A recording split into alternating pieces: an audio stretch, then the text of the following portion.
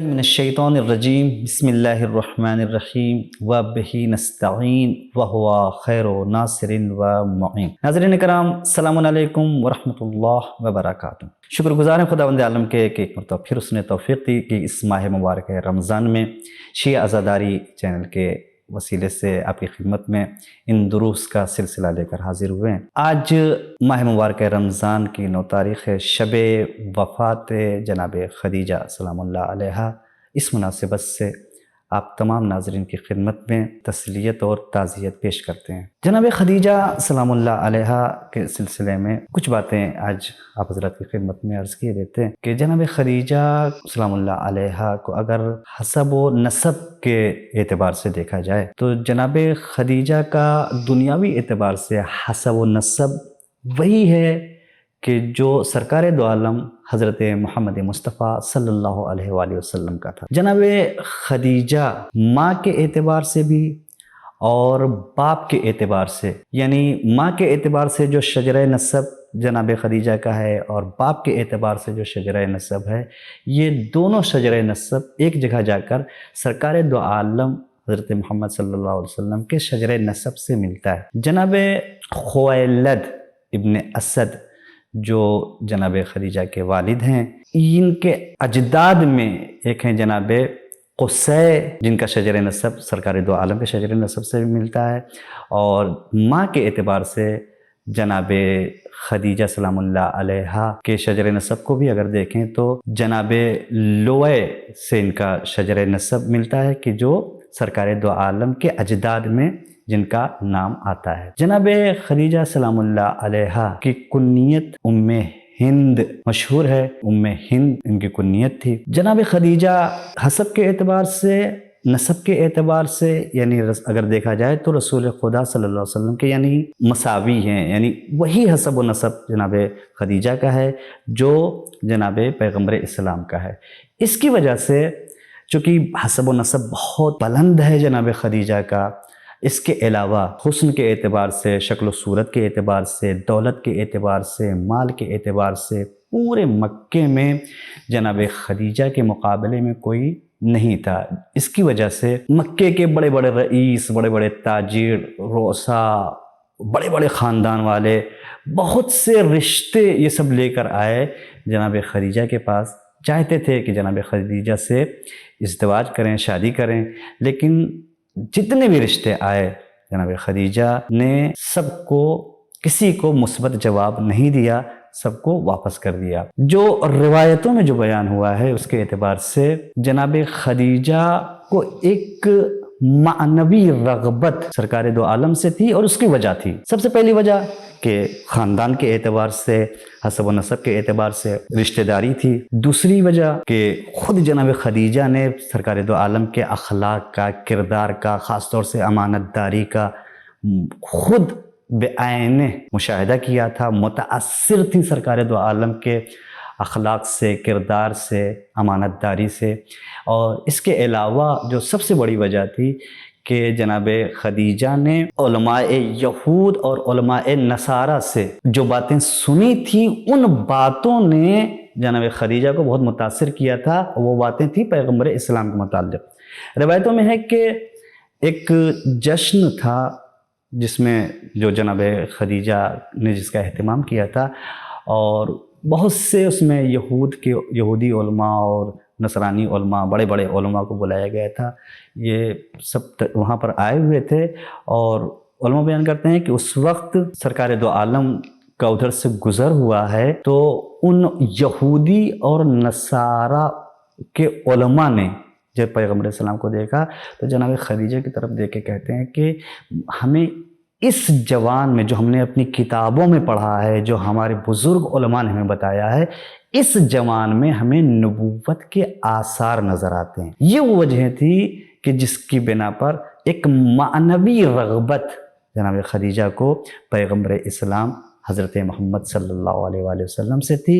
اور دو طریقے کی روایتیں ہیں کہ ایک میں یہ کہ خود جناب خدیجہ آئی ہیں، پیغمبر اسلام سے براہ راست گفتگو کی ہے اور خواہش کا مظاہرہ کیا ہے، اور دوسری روایت میں یہ ہے کہ جناب خدیجہ نے اپنی کنیز کے ذریعے سے پیغام بھجوایا ہے۔ اس کے بعد پھر ہجرت سے 15 سال پہلے جناب خدیجہ کی شادی پیغمبر اسلام کی ہوئی ہے۔ اب اس کے بعد اگر دیکھیں جو زندگی ہے جناب خدیجہ سلام اللہ علیہ کی، جب تک جناب خدیجہ تھی سرکار دو عالم کے ساتھ، ایک بھی ازدواج پیغمبر نے، ایک بھی شادی سرکار دو عالم نے نہیں کی، اور جب تک جناب خدیجہ پیغمبر اسلام کے ساتھ رہیں، معاون تھیں، ہر طریقے سے پیغمبر اسلام کی حمایت کرتی تھیں مال کے ذریعے سے، اور کتنی مصیبتیں، کتنی تکلیفیں جو پیغمبر اسلام گھر کے باہر آ کے برداشت کرتے تھے، ان تمام مصیبتوں میں جناب خدیجہ پیغمبر اسلام کی واحد معاون اور مددگار جناب خدیجہ سلام اللہ علیہ تھی۔ مولائے متقیان حضرت علی بن ابی طالب علیہ السلام نے جناب خدیجہ سلام اللہ علیہ کو سید نسوان کے لقب سے یاد فرمایا ہے، اور ساتھ میں امام موسیٰ کاظم علیہ السلام نے جناب خدیجہ کو سید قریش کا لقب سے یاد فرمایا ہے۔ اب جب شادی ہو گئی، اب ساتھ میں رہ رہے ہیں، لیکن دیکھیے کہ اتنی مالدار خاتون، اتنی دولت جناب خدیجہ کی، یعنی پورے مکے میں کوئی مقابلہ نہیں تھا جناب خدیجہ، کسی کے پاس اتنی دولت نہیں تھی، لیکن کس طریقے سے پیغمبر اسلام کے ساتھ ہیں، گھر میں رہ رہی ہیں، اور فرماتی ہیں بیتی بیتک وانا جاریتک۔ رسول اللہ سے کہتے تھے پیغمبر یہ گھر آپ کا گھر ہے اور میں آپ کی کنیز ہوں، یعنی اتنی دولت سرکار دو عالم کے قدموں میں ڈالنے کے بعد اب جناب خدیجہ کیا فرماتی ہیں کہ یہ گھر آپ کا گھر ہے، یعنی ہم کچھ نہیں ہیں، ہم نے سب کچھ آپ کے قدموں پر قربان کر دیا ہے، ہمارا اپنا کچھ نہیں ہے، ہم آپ کی ایک کنیز ہیں۔ اور عزیزو، سب سے پہلے یعنی جناب خدیجہ کی بہت سی فضیلتیں ہیں، ان میں سب سے اہم جو فضیلت ہے کہ جس معاشرے میں، جس ماحول میں جب سرکار دو عالم نے اعلان رسالت کیا ہے تو مکے کا ماحول کیا تھا، یعنی ہر طرف سے اذیتیں پہنچائی جائے، کوئی ساحر کہہ رہا ہے، کوئی جادوگر کہہ رہا ہے، کوئی کچھ الزام لگا رہا ہے، کوئی کوڑے پھینک رہا ہے، چاروں طرف سے حملے ہو رہے ہیں۔ لیکن ایسے حالات میں سب سے پہلے جس نے تصدیق کی ہے سرکار دو عالم کے رسالت کی، وہ کون ہے؟ جناب خدیجہ سلام اللہ علیہ۔ اس موقع پر مولائے متقیان حضرت علی بن ابی طالب علیہ السلام نے ایک خطبے میں ارشاد فرمایا ہے، مولا فرماتے ہیں کہ جب پیغمبر اسلام نے اعلان رسالت فرمایا ہے تو اس وقت رسالت کا نور خدیجہ کے علاوہ کسی اور گھر میں نہیں اترا، سب سے پہلے جو رسالت کا نور پہنچا ہے وہ خدیجہ۔ بہت بیان کرنا بہت آسان ہوتا ہے، لیکن ذرا سا غور کریں کہ جہاں بت پرستی کا پورا ماحول رہا ہو، چاروں طرف اسلام کو کچھ نام نہیں تھا، کوئی جانتا نہیں تھا،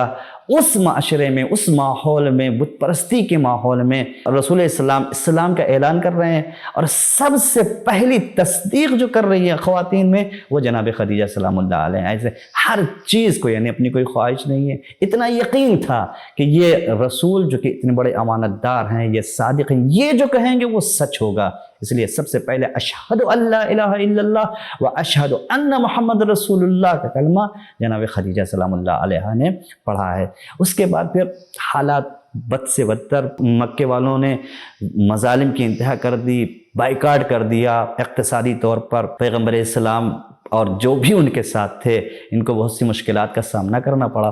پھر پیغمبر اسلام نے جناب ابو طالب علیہ السلام کے کہنے پر شیب ابو طالب میں گئے ہیں، پھر وہاں پر جو ہے 3 سال تک پورے مکے نے بائیکاٹ کر دیا تھا، کوئی کچھ دے نہیں سکتا تھا، کوئی کچھ سامان نہیں پہنچا سکتا تھا، بھوک ہے، پریشانی ہے، کھانے کا انتظام نہیں ہے، پانی کا انتظام نہیں ہے، بڑی مشکلات۔ اور ان مشکلات میں حالانکہ جناب خدیجہ کا فیملی بیک گراؤنڈ بہت مضبوط تھا، اگر چاہتی تو دوسروں سے مدد لے سکتی تھی، چاہتی تو دوسرے کسی طریقے سے